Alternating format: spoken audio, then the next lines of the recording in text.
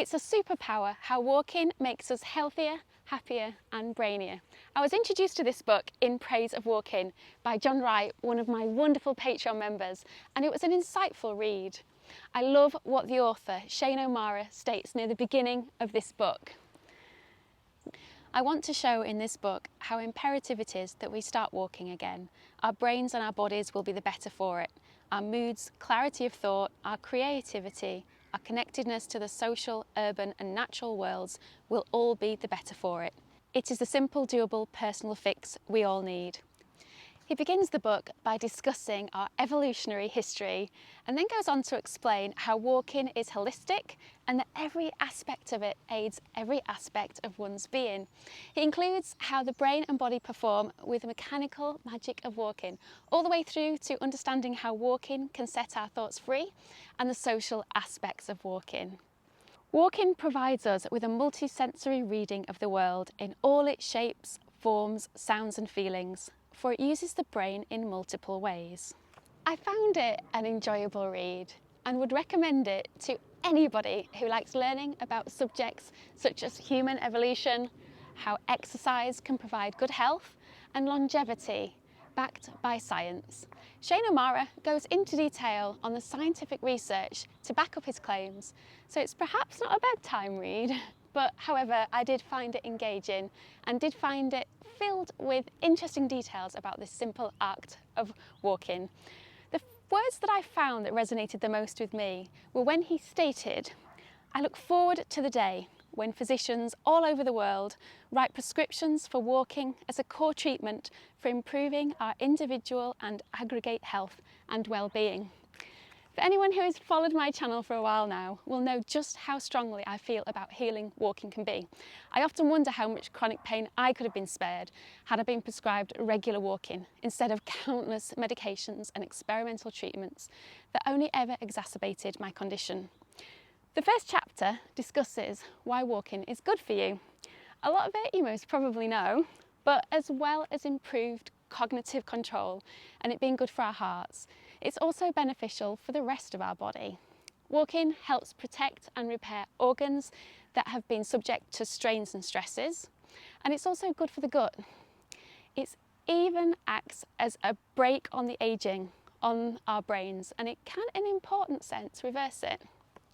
During the book, we also learn how we walk and the mechanics involved. Reading about the vestibular system, our sensory system that creates the sense of balance and space and orientation for the purpose of coordinating movement with balance, was really quite fascinating. I always knew how I walked, but never the science behind it. Walking is the outcome of an extraordinary collaboration between top-down control by the brain, bottom-up input from the feet and legs, and a mid-level rhythmic control system based in the spinal cord that functions as a central pattern generator. We really are quite fascinating human beings. I was always under the impression that the brain controls all the activity of the body. However, thanks to this book, I have now learnt rhythmic motor movements are in fact controlled by the spinal cord below the level of the brain. The brain has a cognitive map that allows us to navigate the world.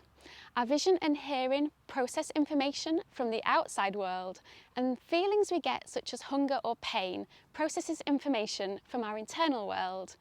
We also have a sixth sense called proprioception. This comes from a highly developed sense from the position of our ankles, knees and hip joints in space, and also from signals from the muscles and ligaments. One of my other favourite chapters on this was called A Balm for Body and Brain. It investigates the wider benefits of walking and looks at mood, mental health and brain function. I always feel awful if I don't get out for my regular walks, both physically and mentally. I feel more tired and lethargic, and my mood is never as positive as when I've been outdoors enjoying a walk. An emerging body of science now supports this feeling, that it does actually improve how we feel. Not only that, but also how we feel when we get to rest after a good walk. I don't hear as often people talking about how rewarding it is to get home after a day out hiking, to then kick back on the sofa and relax. I always enjoy that rest way more than if I hadn't been anywhere and then sit down to rest. The great British philosopher Bertrand Russell remarked that I used, when I was younger, to take my holidays walking. I would cover 25 miles a day, and when the evening came, I had no need of anything to keep me from boredom, since it's the delight of sitting amply sufficed. The chapter on creative walking I could also relate to. I often get my best ideas when out hiking and often stop to jot things down. We can reach a more creative state by being in motion. Motion can shape our experience of the world. It can, for example, change the nature of how time is experienced. Albert Einstein captured this well. Put your hand on a hot stove for 1 minute and it seems like an hour. Sit with a pretty girl for an hour and it seems like a minute. That's relativity. After a chapter about social walking, Shane O'Mara shares an afterwards that I do not want to put into my own words because he shares it perfectly. He states, "The core lesson of this book is this. Walking enhances every aspect of our social, psychological and neural functioning. It is the simple, life-enhancing, health-building prescription we all need, one that we should take in regular doses, large and small, at a good pace, day in, day out, in nature and in our towns and cities.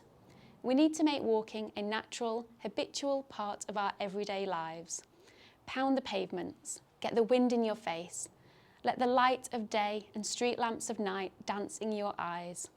Feel the rain on your face, sense the ground beneath your feet, hear the sounds, talk, if only to yourself. Relax into the rhythm of walking and let your mind wander, deliberate, contemplate, journey into your past, delve into your possible futures, or think of nothing at all.